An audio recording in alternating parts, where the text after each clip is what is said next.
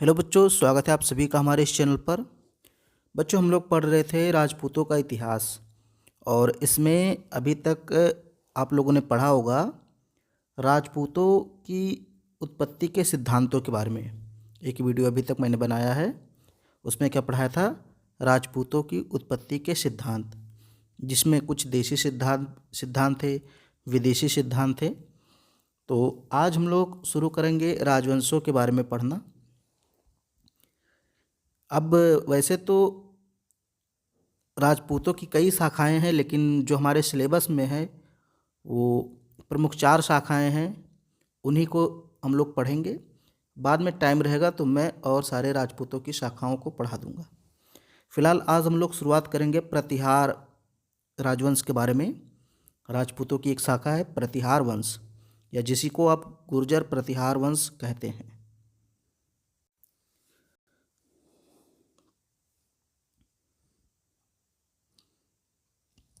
पृथ्वीराज रासो जो चंद्रवरदाय की रचना है, इसमें 36 राजपूत कुलों का उल्लेख मिलता है। कुमारपाल चरित, वर्ण रत्नाकर और राजतरंगड़ी में भी 36 कुलों का उल्लेख मिलता है। यानी जो 36 राजपूत हैं उनका उल्लेख मिलता है। राजपूतों की कितने कुलों का? 36 कुलों का उल्लेख मिलता है। ये चीज़ आपको याद रखना है, ये कई बार पूछा गया है। पुलकेशिन द्वितीय का एक अभिलेख था, एहोल अभिलेख, मैंने आपको पढ़ाया है। जब मैंने हर्षवर्धन आपको पढ़ाया वहाँ पे भी बताया था। तो पुलकेशिन द्वितीय के एहोल अभिलेख में गुर्जर जाति का सर्वप्रथम उल्लेख हुआ है। ये चीज़ आपको याद रखना है, गुर्जर जाति का सर्वप्रथम उल्लेख किसके अभिलेख में हुआ है? पुलकेशिन द्वितीय के एहोल अभिलेख में। एवं बाणभट्ट के हर्षचरित में भी गुर्जर जाति का उल्लेख मिलता है। बाणभट्ट की एक रचना है हर्षचरित। प्रतिहारों की कुल 36 शाखाएं थीं, जिनमें सबसे प्राचीन मंडोर के प्रतिहार थे। अब यहाँ आप कंफ्यूज मत होइएगा, ये प्रतिहारों की बात कर रहा है, इनकी 26 शाखाएं थीं, जबकि यहाँ पूरे राजपूतों की बात हो रहा है। तो अगर राजपूतों की बात करें तो उनकी कितनी शाखाएं थी? 36। लेकिन अगर सिर्फ और सिर्फ हम प्रतिहारों की बात करें तो इनकी 26 शाखाएं थीं, और सबसे प्राचीन जो थे वो मंडोर के प्रतिहार थे। मंडोर कहाँ है? तो ये जोधपुर राजस्थान में पड़ता है। प्रतिहारों का प्रथम केंद्र मंडोर जोधपुर था। यहाँ से वे क्रमशः कहाँ कहाँ गए? भीनमाल, उज्जैन, कन्नौज गए। यानी कि प्रतिहार बेसिकली कहाँ से संबंधित थे? जोधपुर से संबंधित थे, मंडोर से। फिर वहाँ से उनका प्रसारण होता है भीनमाल, उज्जैन, कन्नौज। और इस वंश का आदि पुरुष, यानी आदि पुरुष का मतलब प्रारंभिक पुरुष कौन था? हरिश्चंद्र था। हरिश्चंद्र नामक ब्राह्मण ने इस वंश की स्थापना की। गुर्जर प्रतिहार वंश की स्थापना किसको माना जाता है? हरिश्चंद्र को। ये याद रखना, हरिश्चंद्र नामक एक ब्राह्मण था जिसको माना जाता है कि इसने इसकी गुर्जर प्रतिहार वंश की स्थापना की, और इसी कारण हरिश्चंद्र को प्रतिहार वंश का आदि पुरुष माना जाता है। उसने कोई विशेष उपलब्धि नहीं हासिल की, इसलिए बस उसका संस्थापक के तौर पर नाम याद रखिएगा। अब जो महत्वपूर्ण शासक होते हैं उनके बारे में हम लोग को पढ़ना है। प्रतिहार वंश का पहला महत्वपूर्ण शासक था नागभट्ट प्रथम। 730 से 756 ईस्वी तक इसका शासनकाल था। नागभट्ट प्रथम ये प्रथम महत्वपूर्ण शासक था। और प्रतिहारों की भीनमाल कहाँ है? जालोर कहाँ है? राजस्थान। नहीं, राजस्थान के जालोर जिले में भीनमाल स्थित है। तो प्रतिहारों की भीनमाल एवं उज्जैन शाखा का संस्थापक था। यानी प्रतिहारों की जो शाखा उज्जैन में गई और भीनमाल में गई, उसका संस्थापक नागभट्ट प्रथम को माना जाता है। जबकि प्रारंभिक प्रतिहार वंश की स्थापना किसने की? तो हरिश्चंद्र। अब नागभट्ट प्रथम ने राजधानी मंडोर से मेड़ता स्थानांतरित की। पहले राजधानी क्या थी प्रतिहारों की? मंडोर। नागभट्ट प्रथम ने क्या किया? मंडोर से मेड़ता स्थानांतरित की। मंडोर को दूसरी राजधानी और भीनमाल को तीसरी राजधानी बनाया। तो ये जो नागभट्ट प्रथम था, इसने पहली राजधानी किसको बनाया? मेड़ता को, दूसरी राजधानी मंडोर को, और तीसरी राजधानी भीनमाल को बनाया। इसके बाद उज्जैन को प्रतिहारों का केंद्र बनाया। उज्जैन को प्रतिहारों का केंद्र किसने बनाया? नागभट्ट प्रथम ने। नागभट्ट प्रथम ने अरबों को पराजित किया। ये आपको याद रखना है, बहुत इंपॉर्टेंट है, यहाँ से प्रश्न पूछा जाता है। ठीक है, तो पहला शासक था प्रतिहार वंश का जिसने अरबों को पराजित किया था, अरब आक्रमणकारियों को। उस समय अरबों का नेतृत्व कौन कर रहा था? जुनैद कर रहा था। एक मुस्लिम आक्रमणकारी था जुनैद, वो अरबों का नेतृत्व कर रहा था और उसको पराजित किया था नागभट्ट प्रथम ने। मिहिर भोज की ग्वालियर प्रशस्ति में नागभट्ट प्रथम को मलेच्छो यानी अरब का नाशक कहा गया है, नाश करने वाला, नारायण अवतार कहा गया है, और प्रतिहारों को लक्ष्मण का वंशज बताया गया है। ये मिहिर भोज, अभी हम लोग इसके बारे में भी पढ़ेंगे, प्रतिहार वंश का ही शासक है। तो इसका एक अभिलेख मिला है, एक प्रशस्ति मिली है जिसको ग्वालियर प्रशस्ति अभिलेख कहते हैं। इसमें नागभट्ट प्रथम को अरबों का नाशक कहा गया है। अरबों को मलेच्छ भी कहा जाता था। अरबों को क्या कहा जाता था? मलेच्छ। तो उन मलेच्छों का नाशक किसको कहा गया है? नागभट्ट प्रथम को। और ये बात कहाँ से जानकारी इसकी मिलती है? तो मिहिर भोज के ग्वालियर प्रशस्ति अभिलेख से। और नागभट्ट प्रथम को नारायण अवतार भी कहा गया है, और प्रतिहारों को लक्ष्मण का वंशज भी बताया गया है, ये भी याद रखिएगा। अब जो मिहिर भोज का ग्वालियर प्रशस्ति अभिलेख की बात करें तो इसकी रचना किसने की थी? बालादित्य ने किया था। अमोघ वर्ष के संजन ताम्रपत्र से पता चलता है कि दंती दुर्ग ने हिरण्यगर्भ दान यज्ञ किया था। ये सब एक्स्ट्रा जानकारी है, इसको आप चाहें तो लिख सकते हैं। उसी समय गुर्जर प्रतिहार शासक नागभट्ट प्रथम को उज्जैन या अवंती में प्रतिहार नियुक्त किया गया था। ठीक है, तो एक राष्ट्रकूट शासक है अमोघ वर्ष, उसका एक अभिलेख है जिसको संजन ताम्रपत्र बोलते हैं। उससे पता चलता है कि दंती दुर्ग ने हिरण्यगर्भ दान यज्ञ किया था, और उसी समय जब यज्ञ किया था उसी समय गुर्जर प्रतिहार शासक नागभट्ट प्रथम को उज्जैन में प्रतिहार का मतलब द्वारपाल नियुक्त किया था। तो किसने नियुक्त किया था? दंती दुर्ग ने नागभट्ट प्रथम को उज्जैन का द्वारपाल नियुक्त किया था। तो ये प्रथम महत्वपूर्ण शासक था नागभट्ट प्रथम, इतनी जानकारी इसके बारे में याद रखनी है। फिर दूसरा महत्वपूर्ण शासक आता है वत्सराज, 783 से 795 ईस्वी में ये शासन करता है, और इसको प्रतिहार साम्राज्य का वास्तविक संस्थापक माना जाता है। ये देखिए, प्रतिहार साम्राज्य का वास्तविक संस्थापक वत्सराज को माना जाता है।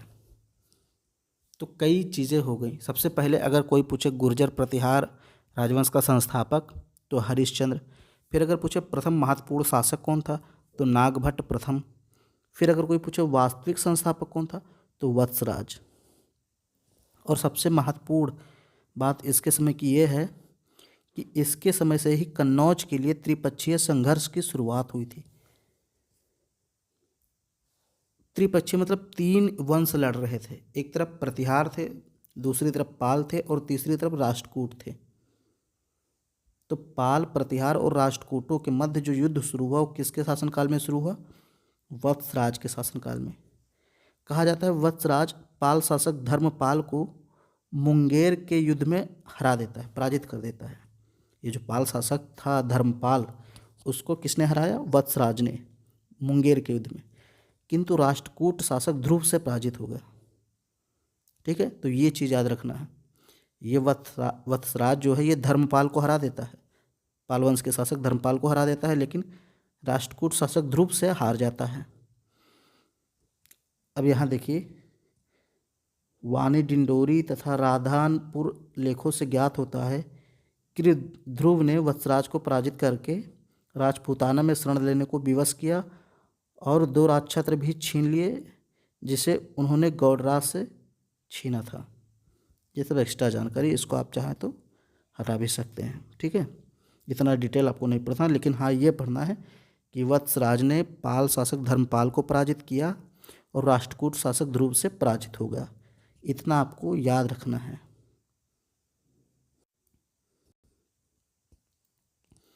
इसके बाद नागभट्ट द्वितीय बनता है। 795 से 833 ईस्वी तक ये शासन करता है। ये वत्सराज का उत्तराधिकारी था और इसने कन्नौज पर अपना अधिकार स्थापित कर लिया और प्रतिहार साम्राज्य की राजधानी के रूप में विकसित किया। तो कन्नौज को प्रतिहार साम्राज्य की राजधानी के रूप में विकसित किसने किया? नागभट्ट द्वितीय ने। हालांकि अपने शासनकाल में उसे राष्ट्रकूटों के शक्तिशाली सम्राट गोविंद तृतीय के हाथों पराजित होना पड़ा। ठीक है, तो इसके पहले जो शासक था वत्सराज, उसको किसने हराया था? राष्ट्रकूट शासक ध्रुव ने हराया था।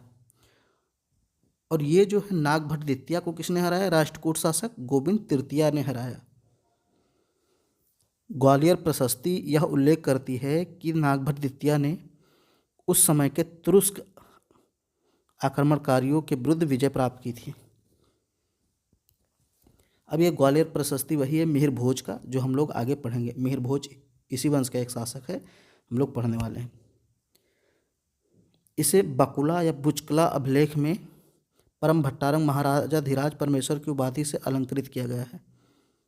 तो ये भी याद रखिएगा, बकुला या बुचकला अभिलेख में किसे परम भट्टारंग महाराजा धीराज परमेश्वर कहा गया है? नागभट्ट द्वितीय को कहा गया है। इसके अतिरिक्त चंद्रप्रभा सूरी की प्रभावत प्रशस्ति से यह जानकारी मिलती है कि नागभट्ट द्वितीय ने 1833 ईस्वी में गंगा में जल समाधि ग्रहण की थी। बहुत ही महत्वपूर्ण तथ्य है। कौन सा ऐसा शासक था जिसने गंगा में जल समाधि ग्रहण की थी? तो प्रतिहार वंश का शासक था नागभट्ट द्वितीय। और इसकी जानकारी कहाँ से मिलती है? चंद्रप्रभा सूरी की एक प्रशस्ति है। प्रशस्ति एक पत्र होता है जिस पे कोई चीज़ लिखा होता है। ठीक है, ये भी अभिलेखों में गिना जाता है। तो चंद्रप्रभा सूरी की एक प्रभावत प्रशस्ति से जानकारी मिलती है कि नागभट्ट द्वितीय ने 1833 में गंगा में जल समाधि ग्रहण की थी। तो गंगा में अपने को एक प्रकार से मृत्यु को सौंप दिया। साथ ही ग्वालियर लेख यह भी बताता है कि अल्ल नाम का एक व्यक्ति वहाँ विष्णु मंदिर के निर्माण का करता था, यानी निर्माण करता था। कुछ एक्स्ट्रा लाइन में जोड़ देता हूँ, इसको आप चाहें तो हटा भी सकते हैं, चाहें तो याद भी कर सकते हैं। अब जो महत्वपूर्ण शासक है वो है मिहिर भोज। मिहिर भोज 1836 से 1885 ईस्वी तक शासन करता है। मिहिर भोज प्रथम इसका पूरा नाम था। रामभद्र के लगभग 3 वर्षीय और अपेक्षाकृत कमजोर प्रशासन के बाद मिहिर भोज प्रथम सत्ता में आया। तो मिहिर भोज प्रथम के पहले कमजोर शासक था, रामभद्र नाम था। 3 वर्ष तक उसने शासन किया, उसके बाद मिहिर भोज आता है। बीच में कई और सारे छोटे छोटे शासक आते हैं, बट उनका कोई महत्वपूर्ण उपलब्धि नहीं है, इसलिए हम लोग उनको नहीं पढ़ रहे हैं। ठीक है, हम लोग इम्पोर्टेंट शासकों के बारे में ही पढ़ रहे हैं। तो अगला जो महत्वपूर्ण शासक है वो है मिहिर भोज प्रथम। प्रतिहार वंश के इतिहास में सबसे महत्वपूर्ण और सबसे शक्तिशाली शासक इसी को माना जाता है। सबसे शक्तिशाली शासक मिहिर भोज प्रथम को माना जाता है प्रतिहार वंश के शासन में। और इसके शासनकाल के बारे में जानकारी हमें कहाँ से मिलती है? तो कलहड़ और अरब यात्री सुलेमान, एक अरब यात्री आया था सुलेमान, उसके वर्णनों से इसके बारे में जानकारी मिलती है। सुलेमान मिहिर भोज के शासनकाल में भारत पहुंचा था। ये कई बार पूछा गया है कि जो अरब यात्री था सुलेमान, वो किसके शासनकाल में भारत में आया था, या उसमें प्रतिहार वंश का शासक कौन था? जब सुलेमान आया था तो शासक कौन था? मिहिर भोज। अपने विवरण में सुलेमान लिखता है कि मिहिर भोज के पास विशाल घुड़सवार सेना थी और वह इस्लाम का प्रखर विरोधी समझा जाता था। सुलेमान के अनुसार उसका साम्राज्य अत्यंत समृद्ध था। किसका? मिहिर भोज का साम्राज्य अत्यंत समृद्ध था, जहाँ सोने और चांदी की अनेक खानें पाई जाती थीं। साथ ही वह यह भी बताता है कि मिहिर भोज का राज चोरी और डकैती से मुक्त, यानी कि कानून व्यवस्था के मामले में बहुत ही सुदृढ़ राज था मिहिर भोज का। कानून व्यवस्था बहुत टाइट थी, कोई चोरी डकैती नहीं करता था। ये सुलेमान यात्री बताता है, अरबी यात्री था। शून्य का प्रथम अभिलेखीय प्रमाण मिहिर भोज के ग्वालियर अभिलेख से मिलता है। तो ये चीज़ आपको याद रखनी है। देखिए, इम्पॉर्टेंट चीज़ें आपको याद रखनी। शून्य का, जीरो का सबसे पहला अभिलेखीय प्रमाण कहाँ मिलता है? मिहिर भोज के ग्वालियर अभिलेख से।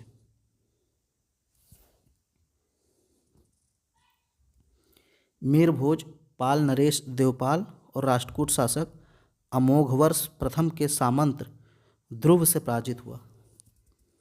तो मिहिर भोज को किसने किसने हराया था?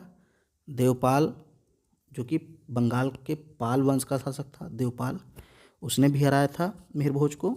और राष्ट्रकूट शासक अमोघवर्ष प्रथम का एक सामंत था ध्रुव, उसने भी हराया था। यानी दोनों से हार गया मिहिर भोज, क्योंकि त्रिपक्षीय संघर्ष शुरू हो गया था वत्सराज के समय और लगातार त्रिपक्षीय युद्ध चल रहा था। मिहिर भोज ने पाल वंश के शासक देवपाल की मृत्यु के बाद उसके उत्तराधिकारी बिग्रापाल और नारायण पाल को पराजित किया।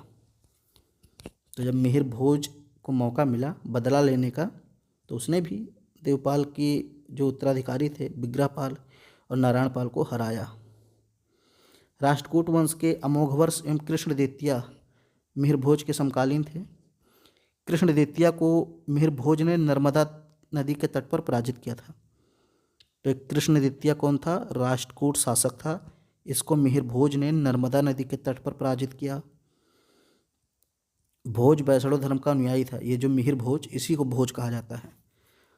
तो मिहिर भोज प्रथम जो था, ये वैष्णव धर्म को मानने वाला था, यानी भगवान विष्णु को मानता था और आदि वराह तथा प्रभास आदि उपाधि धारण करता है। तो कौन कौन सी उपाधि धारण करता है? आदि वराह, और ये जानकारी मिलती है ग्वालियर अभिलेख से। तथा प्रभास की उपाधि धारण करता है, ये जानकारी मिलती है दौलतपुर अभिलेख से। भोज ने आदि वराह द्रम नामक सिक्का भी चलाया। आदि वराह भगवान विष्णु को कहा गया है। आदि वराह द्रम नामक सिक्का भी चलाया। एक तरफ वराह की आकृति होती थी। तो ये मिहिर भोज के बारे में आपको इतनी जानकारी याद रखनी है। कुछ इम्पॉर्टेंट हैं, जैसे शून्य का खोज और मिहिर भोज ने कृष्णद्वितीय को नर्मदा नदी के तट पर हराया। और ये पहला पेज जो है ये बहुत इम्पॉर्टेंट है। ठीक है, इतना आपको याद रखना है। अब इसके बाद है महेंद्र पाल प्रथम। ये 1885 से 910 ईस्वी तक शासन करता है। महेंद्र पाल प्रथम। मिहिर भोज के बाद गद्दी पर उसके पुत्र महेंद्र पाल प्रथम बैठा, यानी गद्दी कौन संभालता है? महेंद्र पाल प्रथम।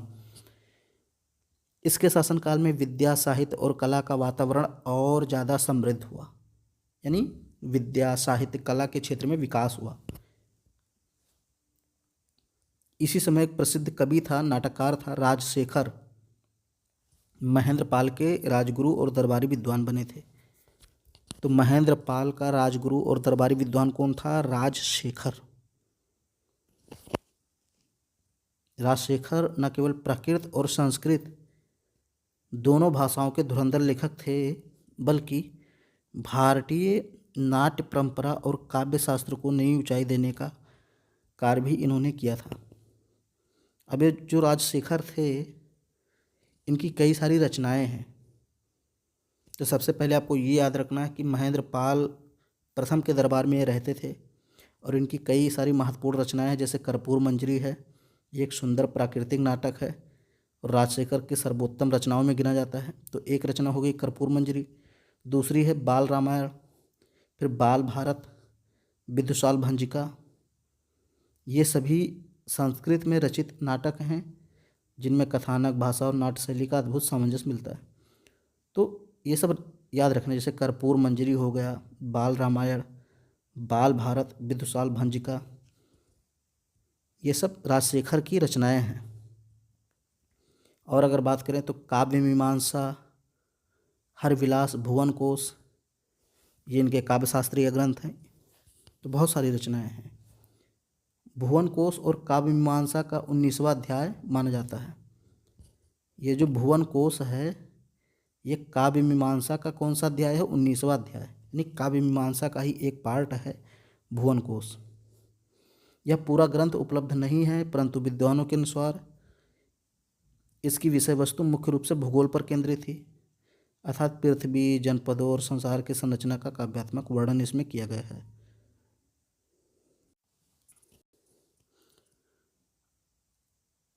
राजशेखर ने कर्पूर मंजरी की रचना अपनी पत्नी अवंती सुंदरी के आग्रह पर की थी। ठीक है, तो राजशेखर जो विद्वान थे महेंद्रपाल प्रथम के दरबार में, उनकी पत्नी थी अवंती सुंदरी और उन्हीं के आग्रह पर इन्होंने कर्पूर मंजरी की रचना की। राजशेखर ने क्षत्रिय कन्या अवंती सुंदरी से विवाह किया था, जबकि देखिए राजशेखर ब्राह्मण थे और इन्होंने एक क्षत्रिय कन्या से विवाह किया था। राजशेखर ने प्रतिहार नरेश महेंद्रपाल को निर्भयराज, रघुकुल तिलक, रघुकुल चूड़ामणि तथा महिपाल प्रथम को रघुवंश मुकुटमणि, रघुकुल मुक्तामणि कहा है। ये चीज़ आपको याद रखना है थोड़ा सा। जैसे महेंद्रपाल प्रथम जिनके बारे में हम लोग अभी पढ़ रहे हैं, इनको निर्भयराज, रघुकुल तिलक, रघुकुल चूड़ामणि, ये किसने कहा है? राजशेखर ने। राजशेखर ने महेंद्रपाल को ये सारी उपाधियाँ दी हैं। और इसके बाद एक शासक हम लोग पढ़ेंगे महिपाल प्रथम। तो महिपाल प्रथम को रघुवंश मुकुटमणि और रघुकुल मुक्तामणि किसने कहा है? राजशेखर ने कहा है।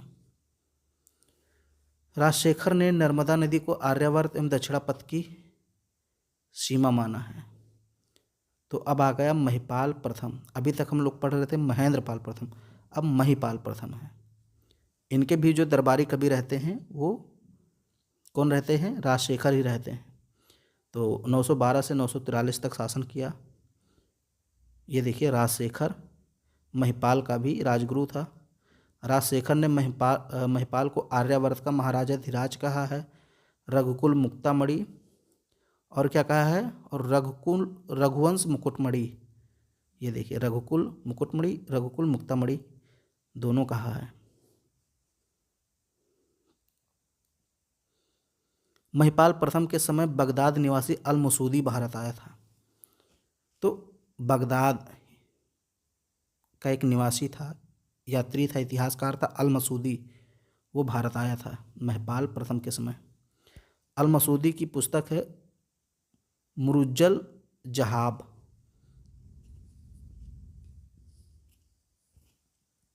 अल मसूदी ने महिपाल प्रथम को बाउर कहा या बौरा कहा। तो अल मसूदी ने महिपाल प्रथम को क्या कहा था? बौरा या बौर। महिपाल प्रथम के बाद गुर्जर प्रतिहार साम्राज्य का विघटन शुरू हो गया। 963 ईस्वी में कृष्ण तृतीया राष्ट्रकूट शासक था, इसने प्रतिहार राजाओं को पराजित कर दिया।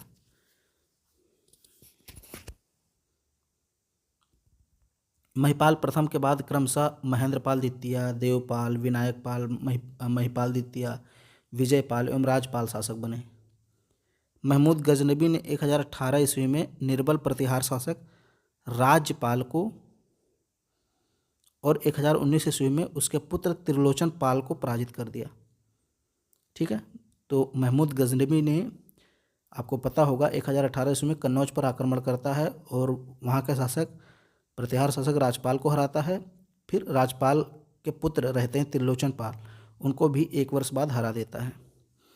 महमूद गजनबी से पराजित होकर राजपाल ने कन्नौज छोड़कर बारी को अपनी राजधानी बनाया और प्रतिहारों के सामंत गुजरात के चालुक, जिजाक भुक्ति के चंदेल, ग्वालियर के कच्छप घात, डाहल के कलचुरी, मालवा के परमार व शाकंभरी के चौहान, गढ़वाल आदि स्वतंत्र हो गए। समझिए इसको। तो जब प्रतिहार वंश समाप्त हो रहा है गजनबी के आक्रमण से, तो प्रतिहारों के जो सामंत थे, यानी प्रतिहारों के अधीन जो थे, जैसे कौन कौन इनके अधीन था? चालुक्य थे, चंदेल थे, कच्छप घात थे, कलचुरी थे, परमार, चौहान, गढ़वाल, ये सब पहले प्रतिहारों के सामंत थे। तो जब प्रतिहारों की सत्ता गई तो ये सब स्वतंत्र हो गए। और प्रतिहार वंश का अंतिम शासक था यशपाल, 1036 ईस्वी तक शासन करता है। अल मसूदी, सुलेमान व अबू जैद आदि अरब यात्रियों ने गुर्जर प्रतिहारों को जुज्र कहा है। अल मसूदी ने गुर्जर प्रतिहार राज्यों को अल जुज्र कहा है। तो अल मसूदी ने गुर्जर प्रतिहार राज्यों को क्या कहा है? अल जुज्र। सुलेमान की पुस्तक है सिलसिलात रारीख, सिलसिलात रारीख, ये सुलेमान की पुस्तक है। पंजाब के पेहोवा अभिलेख से घोड़ों